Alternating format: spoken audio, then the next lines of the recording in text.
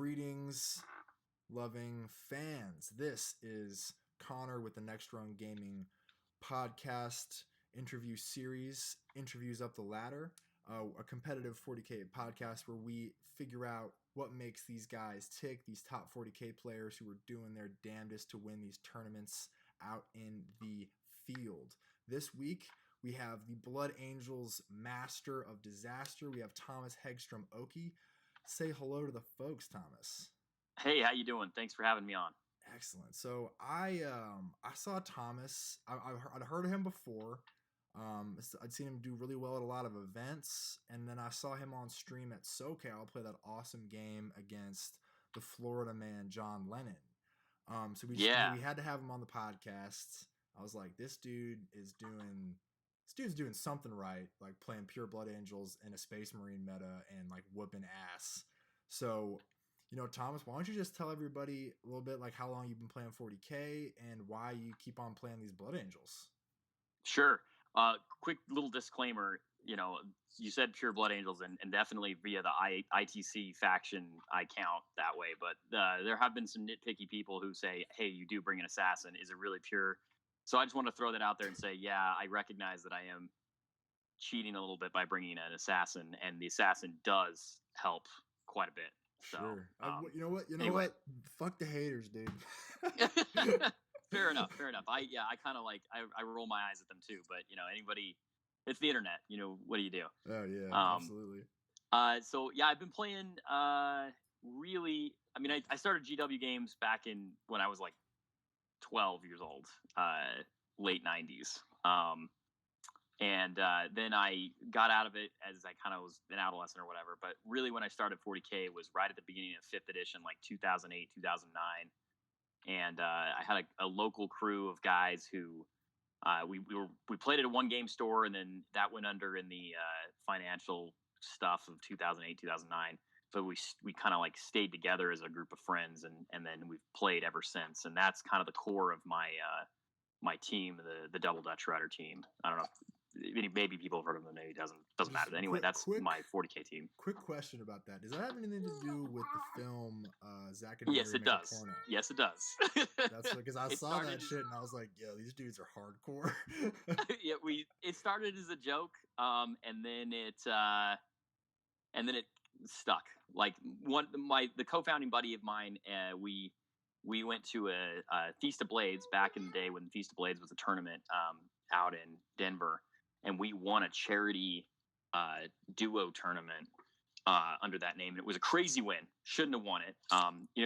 It was a charity tournament, so you could spend money, real dollars, to like get in-game advantage, and because it was charity, it was like, okay, yeah, this is fine, do it, right? But we had these guys who we came up against in the third round that just totally outplayed us, had thought about it a lot better, and really honestly should have won the game. But we came down to this one roll where they had Gazgul Thraka, who back in the day, he had he could make his invulnerable save, or make his armor save, which was 2+ into an invulnerable save for one turn. So they had done that. And I had a librarian, Space Marine librarian, who cast. It might have been the Null Zone back in the day. I don't remember what it was called, but the spell effectively made you.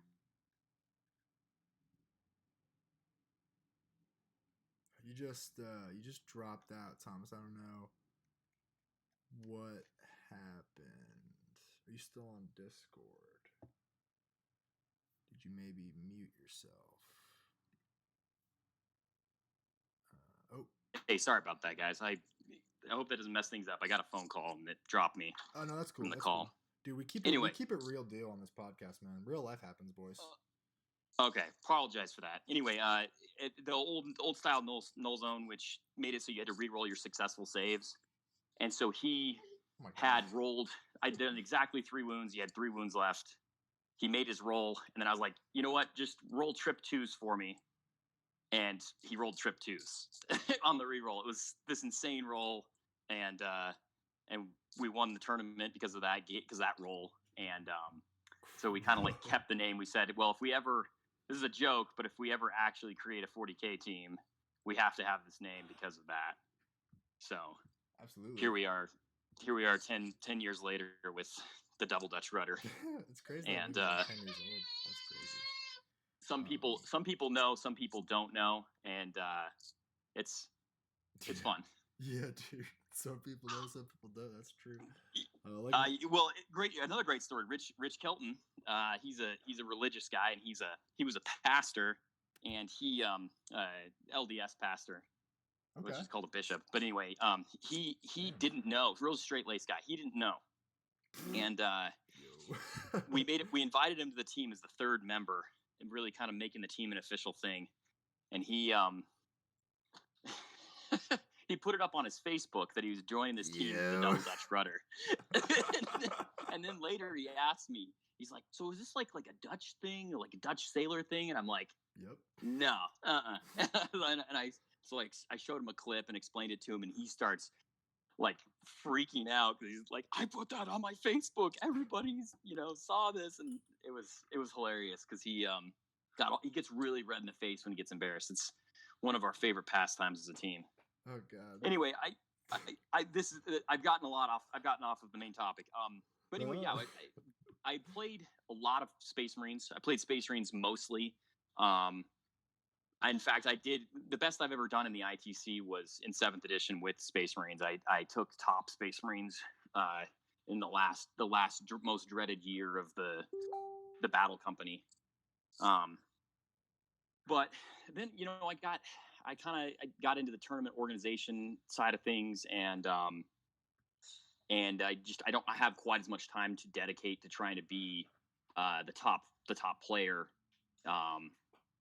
in the ITC or anything quite like that. So I said, hey, what is it that's going to keep me motivated and keep my competitiveness motivated, right? Because I mean, as much as I love the models and the lore, and all the different Space Marines and all the whole game, I personally have to find something that will keep me motivated competitively.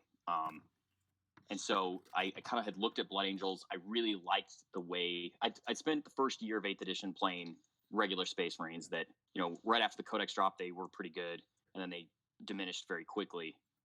And I've always favored a style of army that plays kind of second and can play to go second, can play to the end of the turn, and likes to kind of like hide in the shadows. So I played a lot. Was playing Raven Guard and Lias Isidon. Okay. Raptors. Yeah, like and then redeploy and all that. But then that kind of faded too, and I was like, what is it that about 8th edition that I really want to, and that I really enjoy and that I want to enjoy more, right? And this was kind of like when we were still dealing with like, hey, here's Gilliman and 4 or 5 fire raptors or whatever, right? The horrible flyer spam. And so the more and more I thought about it, I was like, I want to play something that excels at close combat. And so I had kind of dabbled in Blood Angels before, and I really just was like, I'm going to bring them out and really just roll with them and see what I can get going. And kind of that's where it started. So here we are. So are you the top Blood Angels player right now? I am the top Blood Angel player right now. Yeah. It's funny. The SoCal was kind of my last hurrah. So anybody out there who's competing against me, here's your. I'm telling you, here's your opportunity, because I am not going to hit any more tournaments between now and the end of LVO. So I'm the top Blood Angels player right now. I hope to keep the record. It would be really funny to make to hand Reese the award on one side and then run to the other side of him and make him hand it to me. That'd be kind of fun, because I am a judge at the LVO. Are you not playing in LVO? No, I'm not. No, SoCal was my last opportunity to really play. I'm actually running GT in Utah, in Southern Utah, this weekend, and then I'm running the GT the same weekend as that big award event in Georgia or in Atlanta. I can't remember what it's called. Anyway, I'm running the tournament in Utah, right? The same weekend. Yeah. And then I'm judging at the LVO as well. So I've had my run, so somebody can catch me. So take us through the evolution of your list over the past few months. Like, have you been playing the exact same list? Nearly the same. Let's see here. Let me think about this. It's been probably a year that I've played this list pretty close to the same. and then I had been working on them the year before. I got beaten out last LVO by Mark Wright from who got I think he went he was in the top 8 at LVO, and he beat me out. He and I had been in a tight race the previous season, but then when I was running the list that I was running then kind of had some of the same elements by that point, but I kind of started at a different place. I tried real early in that season to run Blood Angels with like shooting and kind of have like a shooting base using the standard of sacrifice. I'm going to talk a lot about the standard of sacrifice. That thing is basically the linchpin of any Blood Angel list. If you are not utilizing that, you are doing it wrong, in my opinion. So what is your list right now? So it's a banner that can go on either any regular of their chapter company champions or anything like not the champion, the company ancients, or the Blood Angels have the special character, the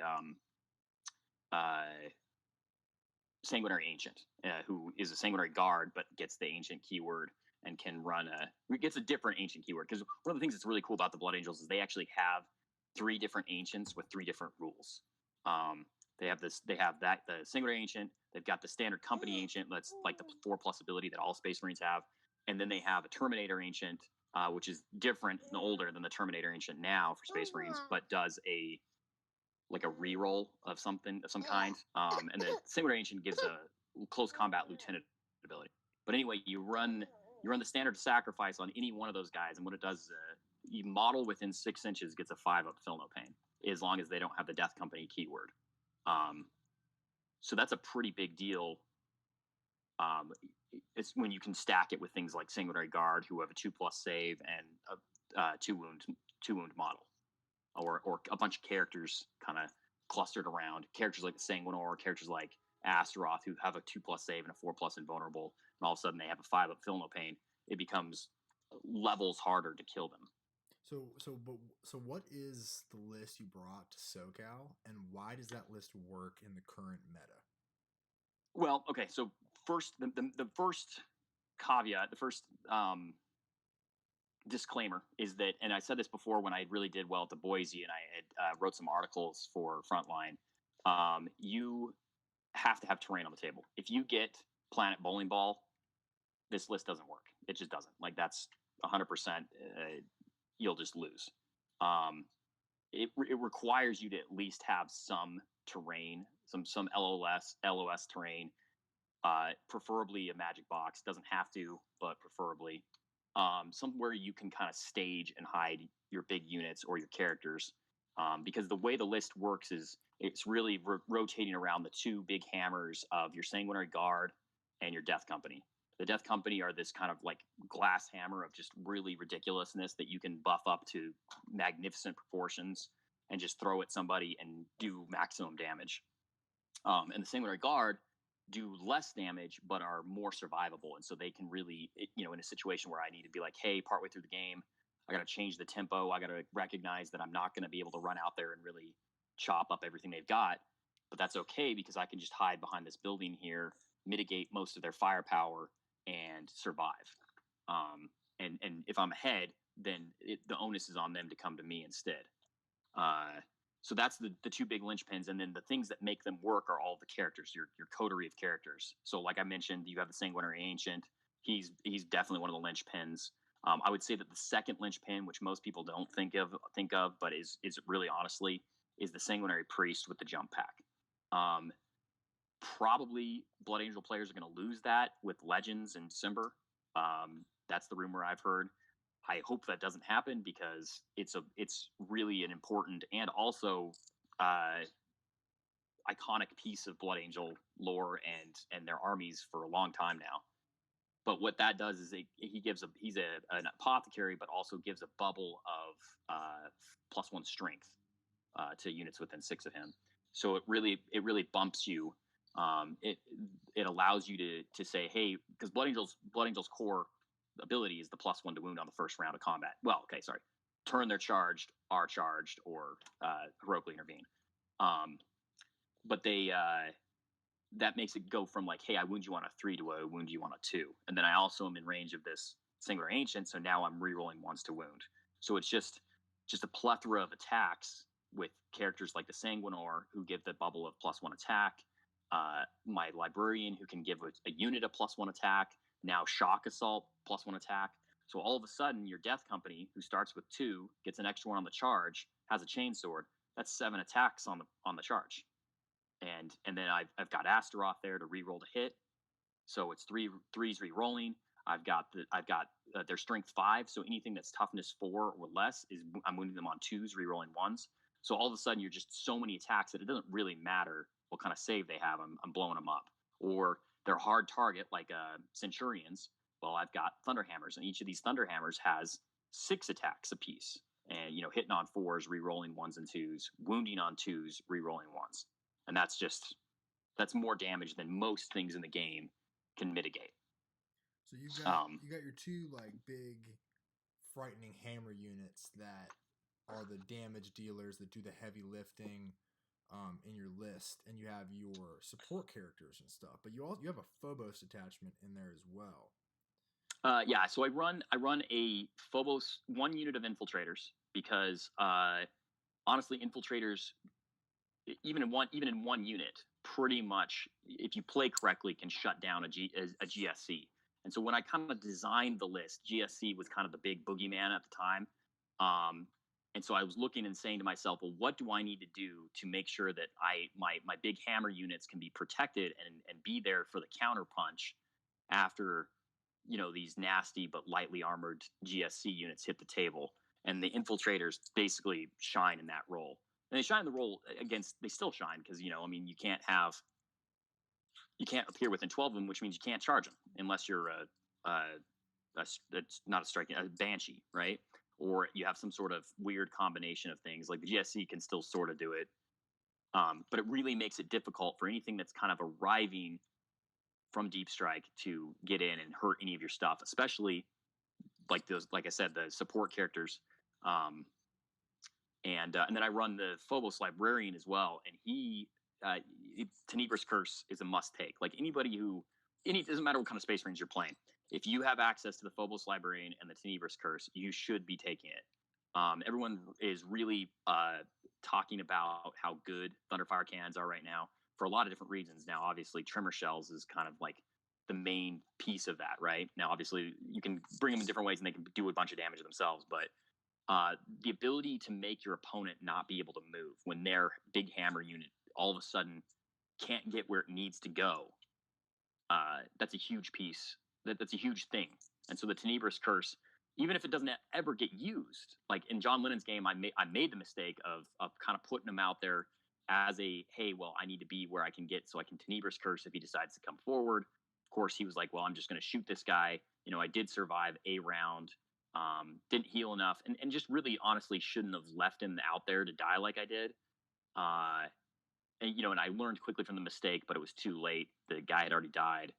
But that could have been a tool that I could have used late game to tie down one of his units of Centurions, so maybe it wouldn't have been able to charge in on me or something. And Tenebra's Curse is the half move your opponent power?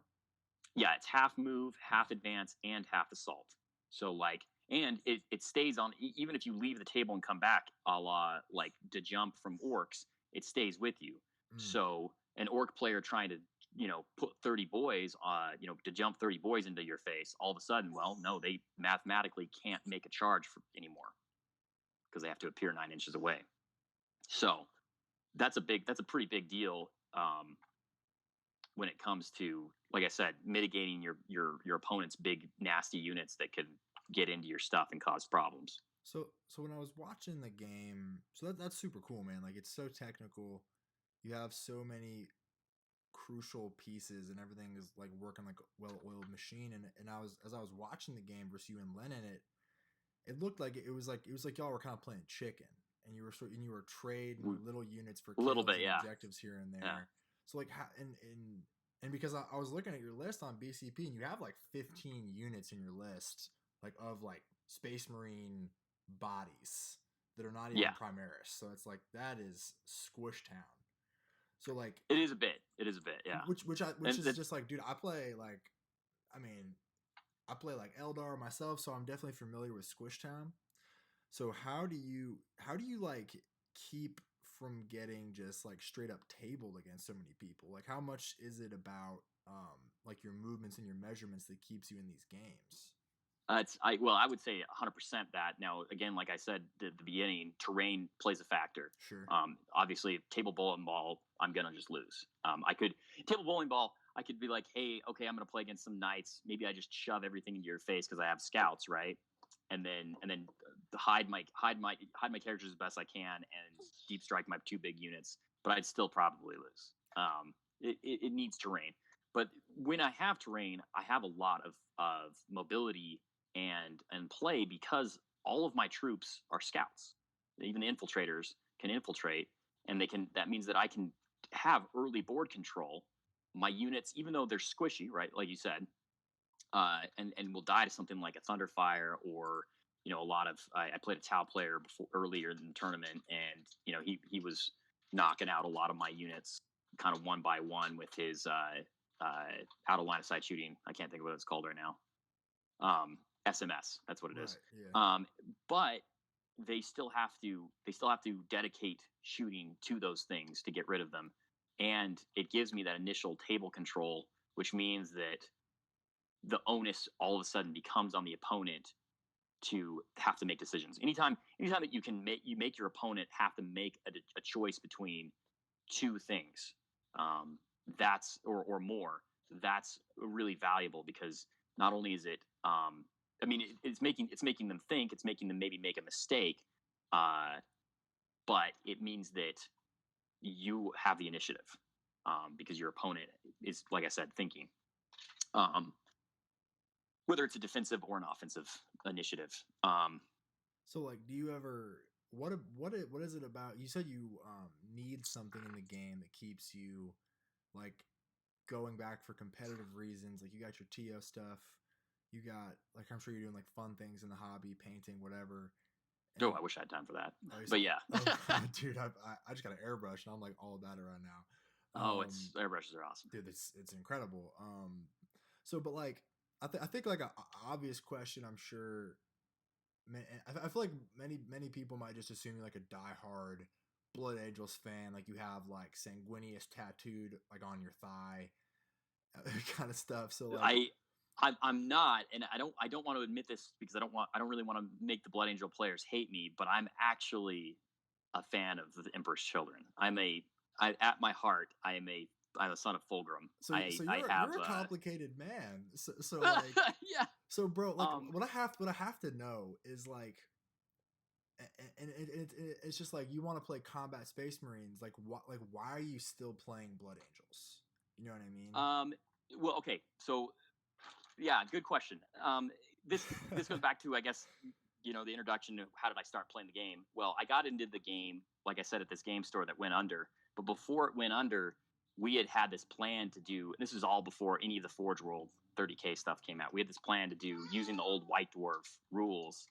Hey, let's play everyone picks a legion and we're going to play a campaign. And so I was just getting into the game and really didn't have the skills that I have learned subsequently of hobbying skills. But my buddy was like, "Oh, you should play the Emperor's Children because they were the only legion that could have the Imperial Aquila on their armor before the heresy." I was like, "Oh, cool." And so I bought like a couple of boxes of the 5th edition set, which came with the Terminators and the Marines and the Dreadnought, and it was the Salt on Blackreach or whatever it was called. And then I switched with another guy who wanted the Orcs, so I actually had 4 sets of that to start. But then when the game store went under, we never did the campaign. But I had already spent hours and hours working on painting those up and getting those ready and doing all kinds of conversions. Like I went and found the because at the time Forge World ran the 30K Emperor's Children, or sorry, the bad Emperor's Children. And they have the shoulder pads and stuff, and I bought a bunch of those and had put them on. So I had this like army, and then I was like, well, we're not doing this campaign anymore, and I'm just playing 5th edition Marines. So I started just always painting my models and my armies as Emperor's Children, and then using the rules that I wanted to use. And as long as I've never had a poor experience when doing that, when I just made sure that everything was nice and clear to my opponent. Hey, this is what this is, and there's no question what my models do or what their rules are. I've never had a problem with anyone being like, oh yeah, that's really cool, and then they're like, well, what do you got going on there? And I kind of start to show them the efforts I put, because of course I'm proud of the efforts I put into my army. And then all of a sudden, they're on my side. Like, oh wow, that's so cool. I can't believe you spent all that time doing that, and you're kind of crazy. And I'm like, yeah, well, it's been a lot of fun, so on and so forth from there. But yeah, so I guess that sort of answers your question. So I'm not really a true son of Sanguinius, but Blood Angels have a few things that other Space Marines don't have, and that's they have very reliable jump pack assault units. Really quick. Wait, so sorry, are your Blood Angels Emperor's Children models? They're themed, yeah. They're Emperor's Children themed models, yeah. All your entire Blood Angels army is an Emperor's Children themed army. Yeah. Oh yeah. Dude, I'm a dirty. Awesome. Because I was like, wait, where the hell is he going with this? Oh shit! Yeah. So how long have you had these models for? I have multiple different armies, obviously, of different Space Marines, but like I said, I theme all of them to be Emperor's Children somehow. And to keep from getting bored with the same paint scheme, I kind of vary it a little bit. So my Blood Angels, and what Blood Angels is cool too, because if you just take Blood Angels, an army, you get the regular red guys, you get the Sanguinary Guard in the gold, you get the Death Company in the black. So there's also all these different things you can kind of do. So I kind of took and did the same thing where I wanted to. Fulgrim famously had a group of bodyguards called the Phoenix Guard, and there's actual 30k rules for them. They're Terminators, whatever. But I went and said I'm going to have my Sanguinary Guard be the quote unquote Phoenix Guard. So I took the Sanguinary Guard bodies. I still have I took different helmets and added the Emperor's Children bits. And then one of the things about Emperor's Children in the lore is that when their champions would come upon an enemy champion, whether it be a Space Marine eventually or before that a Xenos, they would have a duel with them, like a Blade Master duel, right? And if they won, they would take the blade of their fallen foe and then use it later. And so all of these guys I have painted and built or whatever, they all have different individualized weaponry that are all supposed to be the Incarmine blades, because they are the champions of the Emperor's Children. Bro, anyway, we're getting off topic. I hope it's good off topic, but that's just like dead ass, dude. I've been seeing your name pop up since the edition started. Like, dude playing Space Marines, dudes playing Space Marines, dudes playing Space Marines, and then and I'm like, this dude just must really love the Imperium and Space Marines, and then now he must really love Blood Angels, and you're like, nah, these are all Emperor's Children models. It is, and the whole thing is, yeah. I did pretty well in the first season with a Gilliman list, right? So of course my Gilliman is Fulgrim. He was Fulgrim. Yeah.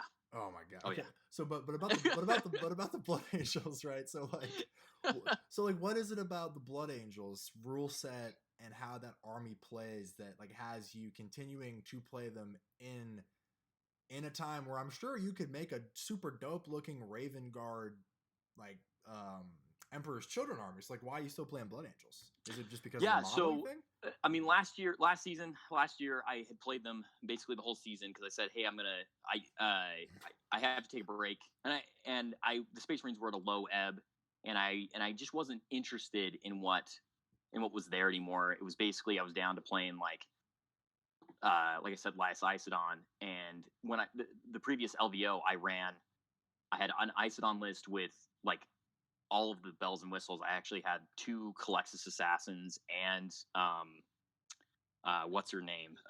The Celestine, because everyone at the time was running Celestine, right? Yeah. And then just a bunch of guys that were I was running a bunch of Devastators, and then dropping in, and I did very poorly at the LVO. And it was just, I wanted something fresh. And so what was fresh at the time to me was running the Blood Angels and and then sticking with them for a season, and then coming to this new season, I was like, I know that I just like I said, I have a 1.5-year-old. I know I'm not going to be able to be able to kind of compete the way that I ideally would. But I've already been playing these, and maybe it will make me finish painting all the models that I've put together, which that didn't happen. But that's really kind of, it was just like, maybe it was some stubbornness, but maybe it was also, hey, I want to see if I can get this top score and what I can do with it. And then I had done fairly well locally, which, I mean, we have a pretty good crew locally that comes to tournaments and stuff like that. But I mean, an RTT is not a GT, right? Yeah. And I went to Boise Cup, and I had taken top Blood Angels the year before, kind of luckily, and then this year my third game I totally lucked out against my opponent. Really, like he should have won, and then I kept winning, and so I went 5-0 and only got beaten by my buddy Rich, who got a couple more points in his game against Brandon, and I'm hang on just a second, guys. I need just a second. I'm on this interview. I'll be done here as soon as I can. Okay, how long? I don't know. Can you want to message my mom and just say we'll be a little late? So anyway, once I had won that, I was like, or done, everyone, it's funny, now everyone remembers that, but doesn't remember that Rich actually won it. I made a joke with him the other day about it. But I was, I was like, I got to stick with this. I got to keep going because it's going really well. And I like how the Army really came together in a way that makes me feel like I have to outplay my opponent. I can't rely on. I mean, it's not the brand new Space Marines, right? So I can't just rely on things. And if I make a mistake, well, the Army's going to make up for it, right? And that challenges me. So, like, in your what to you is outplaying an opponent? Like, what is it like when you get to the table and you're like, this dude has like the new hotness? Like, how are you in your mind? How are you approaching games against like an army that on paper is like power level 9,000, and you're like I need to think my way out of this situation. Like, how do you approach those bad matchups? Well, okay. First off, I'm hoping that there's some terrain on the table that will help me. If there's not, then I have to, again, going back to that idea of making my opponent make a decision. So, like, for instance, at my game 3 in SoCal, I played against a great guy who was running he had 2 Chaos Knights, the battalion of the Chaos guys that give you extra command points if you have a battalion, and then 3 Disco Lords. And we got a hammer and anvil deployment on one of those tables that had one big piece of line of sight blocking terrain in the middle, but it only really line of sight blocks if you're getting some sort of Dawn of War style deployment, not a hammer and anvil deployment. So I was like, well, he's got mobility. He's got me mobility wise. He's got me in terms of being able to shoot, because I really don't have any shooting in my army. If I get my hammers in, if I get my hammer units into his stuff, I can do some real damage. But I kind of have to get them there, and he could just pick up all my models before that. So it kind of came down, and he deployed smartly. His Disco Lords across the middle, spaced out. His Knights, one in each corner, to try and make it so that I couldn't counter deploy and not allow his Knights to shoot, because he had actually, funny enough, played a Blood Angel player, one of the other 2-3 Blood Angel players at the tournament the round before, and had that experience against him where he used the terrain against them and his Knights didn't get to shoot very much. So he played smartly, but what I had to do was I had to say, okay, well, I'm going to accept that I will, and this is oftentimes I'll have to do this. I'm going to accept that I'm going to have a couple of turns where my opponent's going to kill more. My opponent's maybe going to hold more. My opponent's maybe I'm maybe not kill anything. So my opponent will get 2 points. He'll get a kill and a kill more. So I'm going to start at a deficit. And that was the same thing that happened to me against Ruben in game 4, and even against John a couple of times in game 5. And it's because I need to work for turns 2 and 3, where I can put one or both of my units of big jump packers in reserve, I can kind of like position and force my opponent to make a decision, and maybe expose something that will allow me to really get in. And luckily in my game 3, my opponent, he was really smart. Like I gave him that choice, and I sectioned out one knight, didn't get to shoot at all. I was able to hide my whole army from that one knight, but the other knight was able to shoot, right? And he brought it forward a little bit, but then had it guarded with a miniature knight in front, so I couldn't drop in and expose him, or he wasn't exposed, right?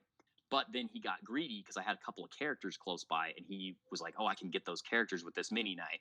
And so he charged into those characters, and it left a gap so my Death Company could come down and go after his big knight and punch it out. And so it's one of those situations where you have to at the end of the day, the worst parts, like John Lennon, incredible player, great list, knew his stuff.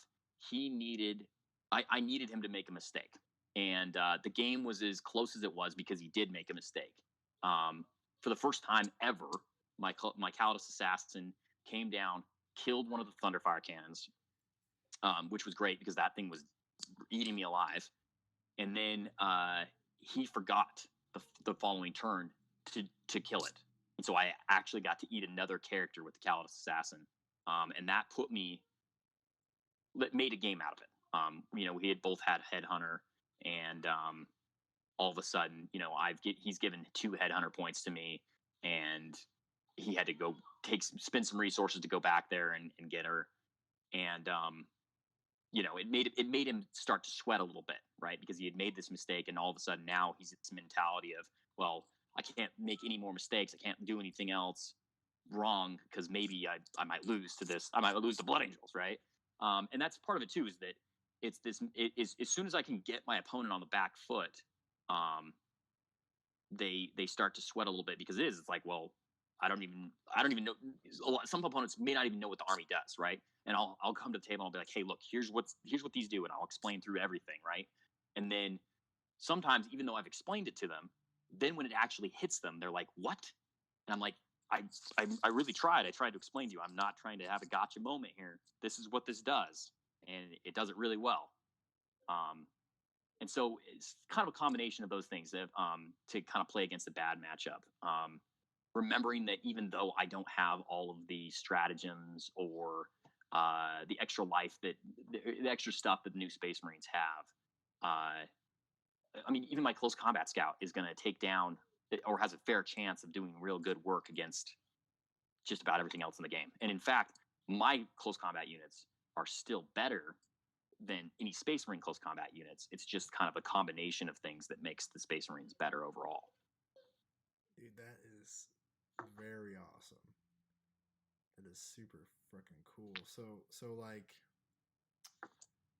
it's just a combination of that stubbornness, the cool models, the fact that you'd already played them for a year and you felt like you had them under your belt made you continue forward. So like, what does the future hold for your because you said I don't know. That's crazy, right? Because like my goal had kind of been let's try to win the top faction spot, because that's kind of a cool thing to say that you've done, and it's a cool trophy and whatnot. But I love White Scars. I played White Scars all 7th edition, and I love all basically all Space Marine rules and all Space Marines. And if I can find something that's really fun to play, then I'm gonna go ahead and like combo it up and play it and build the models that kind of like in turn make me interested in the hobby aspect again. But considering how well I did at Boise, and then I went 4-1 at a GT in Vegas before SoCal, and then I only ended 4-2 at SoCal. But just the positive people are just like, hey, that's so awesome that you did this, and it's so cool that you're doing this.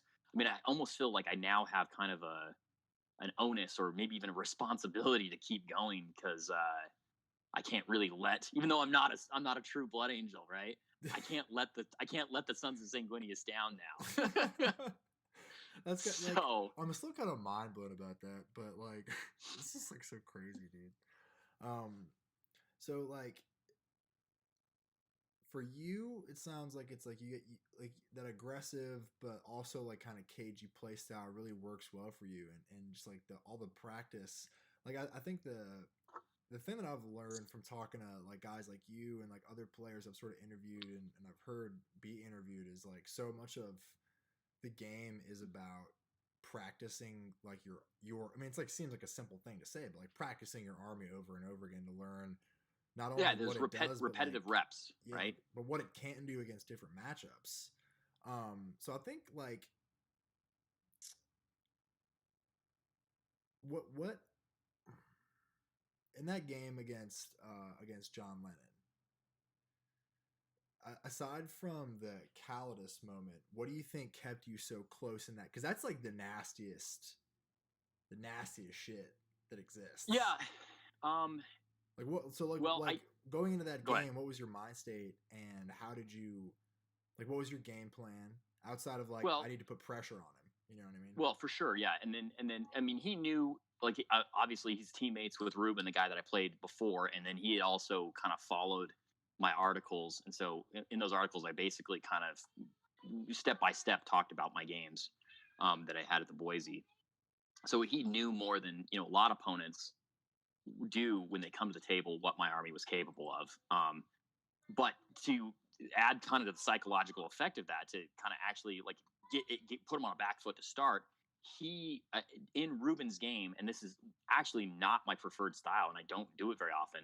In Ruben's game, I went ahead and deployed the Death Company on the table, and I knew I had first turn because the ITC missions 2, 4, and 6, you have the binary deployment where one player deploys all their stuff, and then the other player, and based on who it is, gets to choose whether or not to go first. So I actually had set myself up to go first, um, and went into him with the Death Company turn 1 with their Forlorn Fury strategy.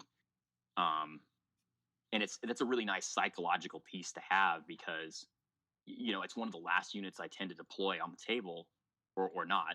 Like I said, most of the time I put it in reserve. But my opponent has to worry about the fact that before the game begins, I can deploy them on the line, and then they can move and advance because it's before my turn, and then get an extra move. So it's like 25 to 30 inches of extra um, threat range that I can generate with this nasty, nasty unit of close combat guys. And so it really messes with your opponent's way that they deploy. Just knowing that that's there, that having that in my back pocket. Meta-wise, most people have used it with a Smash Captain, right? Using a Death Company Smash Captain. You throw 2 CP on him. He's got the Thunderhammer. He rolls up. He hits some knight. Oh, the knight smacks him back. He dies. He swings again.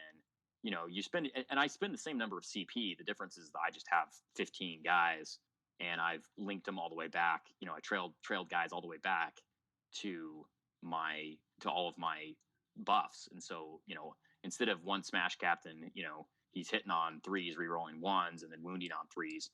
I'm hitting less well, but I have more attacks, and I'm wounding on 2s, rerolling 1s.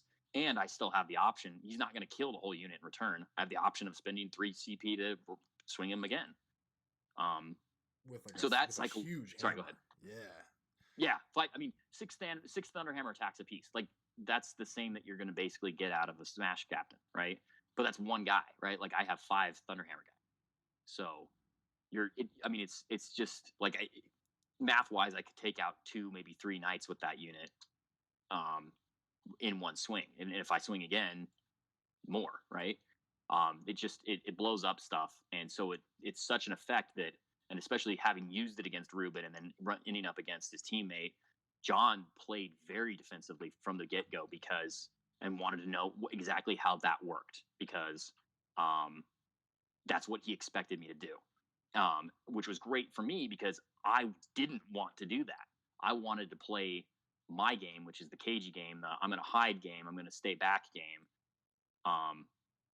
and I got to do that, which was great from the get go, and it really limited his mobility, because he is playing a White Scars dominated list that has a lot of mobility itself, but he was very afraid of coming forward and facing my stuff, and so things that he's used to being able to use, to bully his opponents, like including his Centurions, kind of became a liability, especially when I picked gangbusters as a secondary. So he knows, hey, if those guys go out, if I send these guys out there, he wants to blow them up.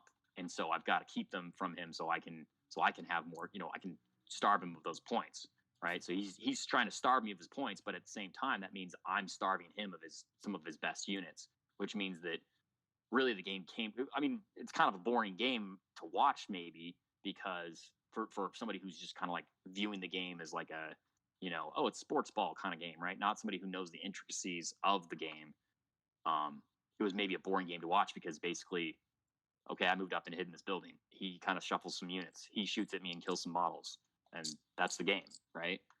But yeah, going into it, I wanted a different deployment in retrospect, because there was only 4 objectives, and like I said, my army excels at early board control, and I could have maybe gotten some hold mores if the deployment had been different, right? Like, let's say that we're on the same mission, but on a Dawn of War deployment, he would have had to spread his army much thinner, and that would have allowed some of my units where any day, every day, I would take my close combat scouts and charge his scouts, or let his scouts charge me, because unless he wipes my scouts out in his charge phase and on his attack, I'm probably going to win that combat, right? I have the same number of attacks, and I wound on 3s instead of 4s. So the math just says I do more damage. And then if I've got characters up there to buff them, yet again, I'm doing more damage. So like in terms of that KG like play style, right? How do you evaluate when your opponent has made a mistake that it's worth capitalizing on? Like how do you know like when to strike? Yeah, good question. So if you're going to evaluate, one thing that anybody who wants to get better at the game should do is they need to know what their opponent's army can do to them, right?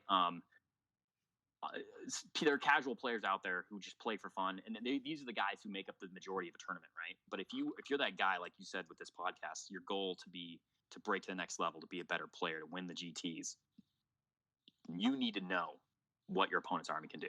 So even the weird off armies, right, like Necrons or Blood Angels, that doesn't get a lot of play, that may not do very well in big tournaments, you still need to know what they have. So when you go to the table, you say, okay, here's his list. In his list, what is it that I'm most afraid of? What is most likely going to cause the most damage to my army? And what do I think I need to take out to really either both put him on the back foot and also make my victory that much easier? So, for instance, when I'm playing against a player who has a knight, well, most knights these days are Imperial knights, I should say, are battle cannon, Gatling cannon. Well, I really don't want to get shot at. The Death Company really don't want to get shot at by that knight. But if I have the terrain, if I can move in such a way that I can force that knight out from behind its screens, then 100% I will sacrifice my Death Company to kill that knight. Because for me, that's a 1-to-1, or even better, because now he's lost this huge fire base, and I still have the Sanguinary Guard, and my close combat scouts, like I said, are still really good one-on-one with regular stuff. Like I'll send them into guardsmen, I'll send them into other Space Marines, whatever. Like they'll still do damage. And then one of the things that a lot of people overlook about my list is, even though I don't have the flexibility and the different things that the Space Marine characters can do now, right? Where they can be like, well, I'm going to take extra relics, I'm going to take extra warlord traits, I'm going to do this thing or that thing that will make this character go from kind of mediocre to, oh my goodness, that guy's a butt kicker, right? And that guy's going to kick my ass. But the Blood Angel characters are already at that level in a lot of ways. Like, for instance, innocuously, my Sanguinary Priest, I run him double chainsword because it's cheap. Well, he hits on 2s. Like, he's already a close combat gnarly guy. He hits on 2s, right? So then if you put him in the bubble where he's near with all these like support characters, he has 7 attacks between double chain swords, grabbing an extra one from the Sanguinar, shock assault, base 3, and he's hitting you on 2s re-rolling, wounding you probably on 2s re-rolling. Like, it's still, I mean, it's only chainsword attacks, but it's still chainsword attacks. Like all of a sudden you're like, oh, ouch, that really doesn't feel that good. Whatever, right? I could talk about Astaroth and the Sanguinar when they're like 6 and 7 attacks each at strength 7. I mean, wounding the majority of the game on 3, and against the Knight, they're still wounding on a 4, right? But basically anything that's toughness 7 or less, it's 3 or a 2 at -3 and 4, multiple damage. And these, I mean, and they're defensive still, so it's like a gnarly amount of damage that even my characters can do. So it's like, if my opponent makes that mistake, exposes that unit that I'm worried about, yes, I will throw away my hammer 100% to take it out. um and sometimes it's a waiting game. You have to kind of like stay within shouting distance, have a good turn or two, and really then at the end there get that punch, if need be. So, Which is what I was trying to do against John. what is it about you that makes? So I feel like maybe some players would see an army that you require, like you're like, yo, I need to have the terrain, which is a totally reasonable thing in 8th edition. Like, I need to have some good terrain, and I need my opponent to make a mistake for me to be able to like for sure win the game. What is it about you that like leads you away from just playing an army that's like, I'm gonna just play a calculator? Like, I'm not, I don't, you know what I mean? Like, if you told someone new to the game, like, I need my opponent to make a mistake for me to win this game, someone might be like, why don't you just play an army that you don't need your opponent to make a mistake for you to win the game with? You know what I'm saying? Yeah, no, I do know what you're saying. I think that well, I mean, I would hope that if it's a checkbox, right? Like, I would hope if I have terrain, I don't. It's enough of a balancer for a close combat army that's not very good, or not thought of as very good, to make up the difference. Like that in and of itself, I don't really need my opponent to make a mistake at that point. I can just kind of play my list, try to outplay them, think about it in terms of the chess. Well, hey, I'm going to move this piece out, and that will make my opponent make a decision. If they come in and get that, then I can get something better, trade up kind of thing. So I would hope that I don't actually have to always be in that position of, well, I hope my opponent makes a mistake. Now, that being said, I have been there more than once where my opponent making a mistake has made it into a game because they do outlist me, or I don't have the terrain, or I made a mistake. Because one of the things about low meta armies, like armies that are not as good, is that they're less forgiving. You can make fewer mistakes and still win games. Versus very forgiving armies, or top meta armies where it's like, well, that's okay. I, played this totally terribly. It was like Iron Hands before the fact drop. It didn't really matter if you were a skilled player or not. All you had to do was kind of point and click, right? I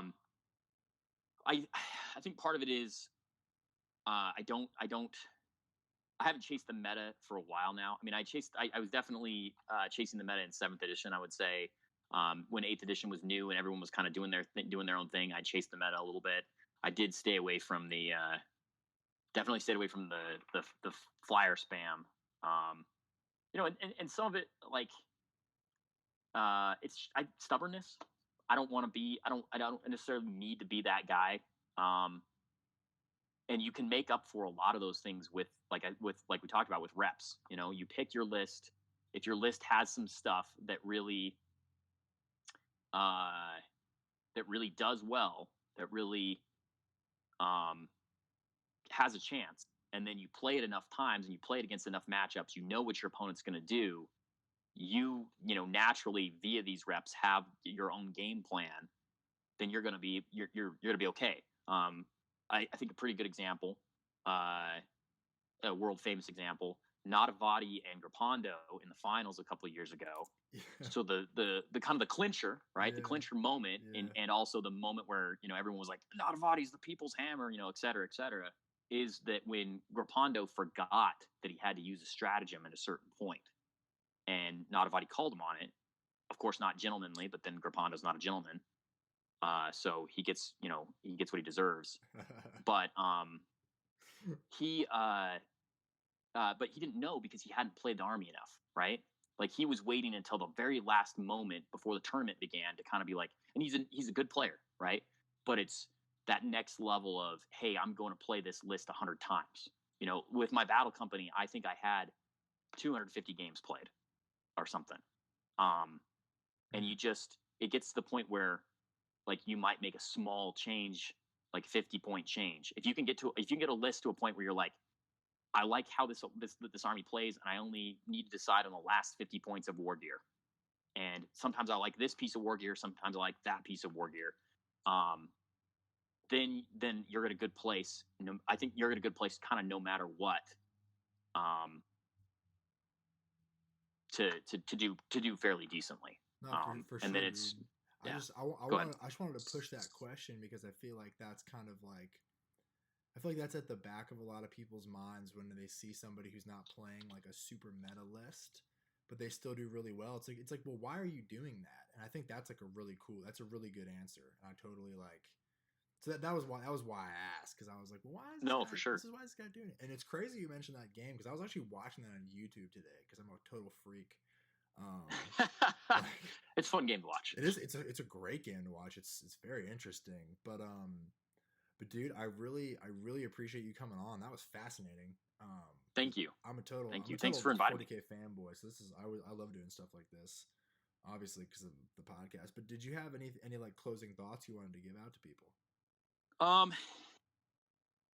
Don't get discouraged. I know that there's a lot of discouragement right now. You know, I mean, obviously the internet is a thing, and people are going to say whatever they want to say and kind of be Chicken Little or whatever.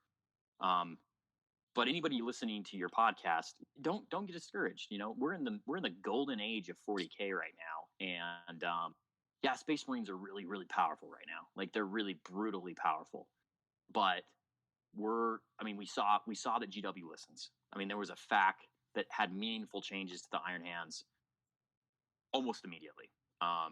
We've got your chapter approved. You've got your 2 big FAQs a year. You've got new stuff coming out all the time. They're interested in keeping the game dynamic and interesting. And I can say this. I mean, having been a customer of theirs and a fanboy of theirs for 20 plus years or whatever, I can still say that for a long time I was very negative about them under their previous leadership. But now we're in this place where, man, the sky's the limit. We could, 2 months from now, we could be talking about Sisters of Battle. We could be talking about there's Blood Angels are getting. I don't know what they're getting. It's a battle box. There's a new Mephiston model. I have no idea what rules we're gonna get, and I'm not a huge fanboy of Mephiston. But who knows? Maybe 2 months from now, we're all gonna be like, well, we should be talking about how cool Blood Angels are now because they're just stomping everybody, right? And that's the thing. It's like, stick with it. Figure out what it is that motivates you to love whatever army you love. Whether it be that you're trying to be the person who's like, I'm going to chase the meta and I'm going to win because, I care. Players like John Lennon, players like Nick Navati, these guys will change lists, right? But you're consistently seeing the same people win a lot of these tournaments. And it's because they care about the game. They love the game. They love that third level play where you and your opponent are there at the table and you're trying to outwit and outthink each other. So they're going to change their armies. But if you love something, like you're a true son of Sanguinius, you love the Blood Angels. Unlike you, right? Figure out what makes them work. Yeah. Dude. Yeah. Oh Unlike me. I'm like, yeah, don't. Yeah. No, dude. And so like, just to wrap up, I gotta say that my biggest crazy thing learned about you tonight is that all your stuff is Emperor's Children. That's like, yeah. that is just like the most hilarious thing to a true 40K nerd. That's crazy. But dude, again, thank you so much for coming on. That was really fun. I really appreciate it. Thank you for the invite. Yeah, dude. We'll have to have you back on, dude. Whenever Blood Angels get a buff, or next time you go to a tournament, we'd love to have you back on the show. Absolute pleasure to talk. And for everybody listening at home, thank you for tuning in. Thomas said it all. Like, keep on playing what you love, and maybe you'll do as well as he does, someday at a GT. But everybody, whatever time zone, whatever time it is, have a good rest of your day or night or whatever, and just keep on playing 40K, folks. And that is us out.